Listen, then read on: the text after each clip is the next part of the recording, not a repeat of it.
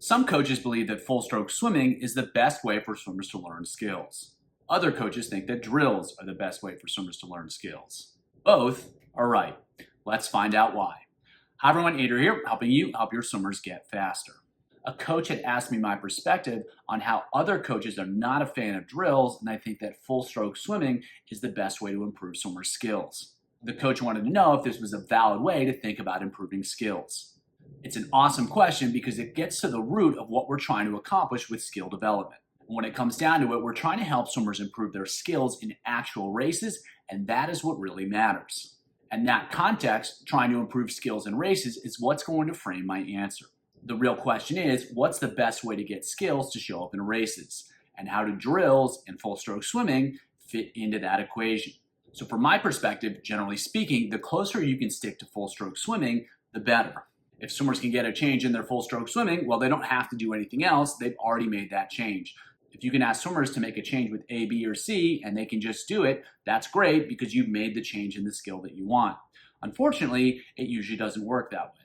It's very hard to tell swimmers what to do, especially in big groups, and providing feedback and instruction and helping swimmers figure out what they need to do can be very difficult. You're limited by your time and your energy, and so you can't have a ton of interaction with each swimmer, and lesser skilled swimmers often can't just do it if you make the suggestion for them to make a change. They're going to need a little extra help, and if swimmers can't make the change, you're going to have to take a different approach. So the next step down is still having them more or less swim full stroke, but you're using strategies like resistance or stroke counts or closed fist, something like that in order to get a change. They're encouraging swimmers to change how they swim based upon what you're asking them to do, but they're still more or less swimming full stroke swimming. You're getting a change based upon what you ask swimmers to do, however, they're still more or less swimming full stroke. It's still normal swimming, so if swimmers can make a change in that context, it's pretty likely that those changes are going to show up in races. So if you can't just tell a swimmer what to do and have them do it, then using a strategy like resistance or stroke counts that is still swimming but pushes them in a certain direction can be really useful. To me, this is a really good place to be because you can get changes that matter and you can get them to show up in their actual swimming pretty easily. So more often than not, this is the type of strategy that I find to be most effective to help create change because it's pretty similar to regular swimming, but it's different enough that you can push them towards new skills. However, some swimmers are still going to struggle to make changes with certain skills, and so they're going to need further help. For whatever reason, they can't feel or they can't understand what they need to do, so they need a different input. Ideally, you'd be able to use some version of full stroke swimming, but if it doesn't work, it doesn't work. So what do you have left to use? You got to use drills.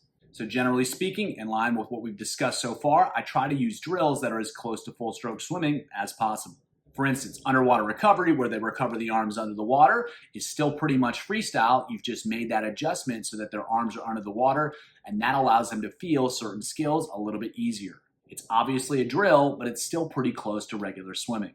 It simplifies the stroke a little bit to help swimmers feel certain skills and push them in a certain direction, but it's still similar enough to regular swimming so that they can make the change and then actually get it to show up in their freestyle.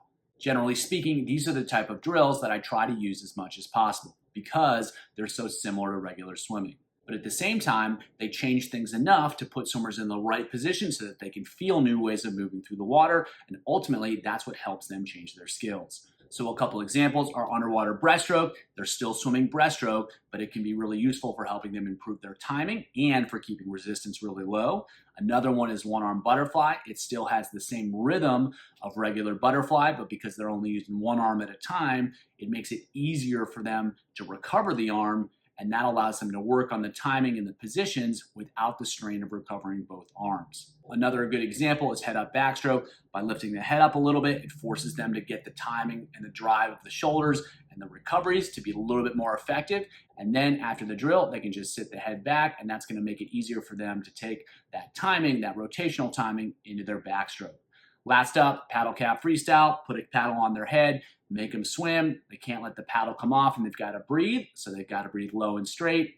If they can figure that out, once you take the paddle away, they're going to be able to execute those same skills when actually swimming freestyle. So these are all drills that create change and require swimmers to swim better, but they still retain the essential elements of the stroke, which makes it a lot easier for swimmers to take what they've learned and have it show up in their full stroke swimming. So if you're going to use drills, if you have to use drills, These type of drills are most effective because they're very similar to regular swimming, but they still encourage swimmers to swim better. However, it doesn't always work for everyone, and some swimmers still need more help. So for instance, if they can't figure out how to position their arms effectively to pull, you can have them do something like put their arms in the gutter and then press down so that they can feel what it's like to use the whole arm in order to create propulsion. It can allow them to feel and understand the position. And obviously, that is a drill that has nothing to do with swimming because they're literally stationary and they're pressing into the gutter. However, it can be useful to accelerate progress because it allows them to feel and understand the positions that we're trying to create. The purpose is not to practice wall pull and to get really good at wall pull. It's to help them feel and understand what they need to do and then take that into their regular swimming.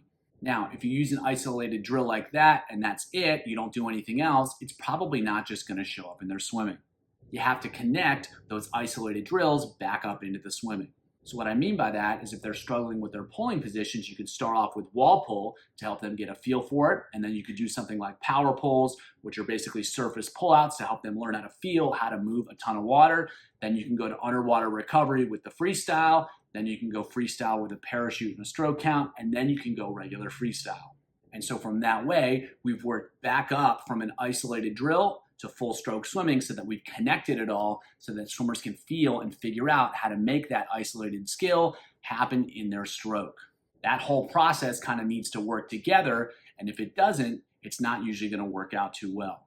So thinking about that question from a big picture perspective, you have to do whatever you have to do in order to get change. Then you have to work to make sure that those changes show up in swimming.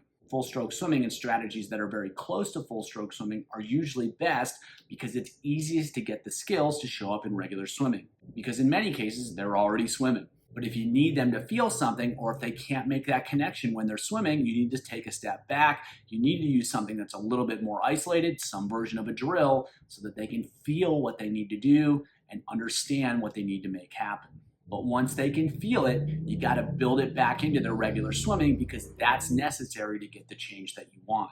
And so from that perspective, you're trying to use drills as little as possible, but as much as necessary. You don't want to over-rely on them, but if you need them to get a change, then that's what you have to do. There really aren't hard rules here because if it works, it works. And once you can get something to work, can you get it to work faster and can you get it to work better? And while there aren't necessarily rules, there are principles in that you want to stick as close to full stroke swimming as possible and then only deviate from that, only step away and start using drills when you really have to. And if you do have to use drills, you want to make sure that you make the connection back to full stroke swimming so that what they learn in a drill actually starts to show up in their swimming. If you don't, from my experience, doing a lot of drills in isolation tends not to have too much of an effect. So both drills and full stroke swimming can be a really important part of the skill development process. It's about using the right tool at the right time in the right way to get the changes that you want. A key part of getting drills to show up when swimmers are actually swimming is putting those drills under pressure. For ideas about how to challenge drills, watch this video here.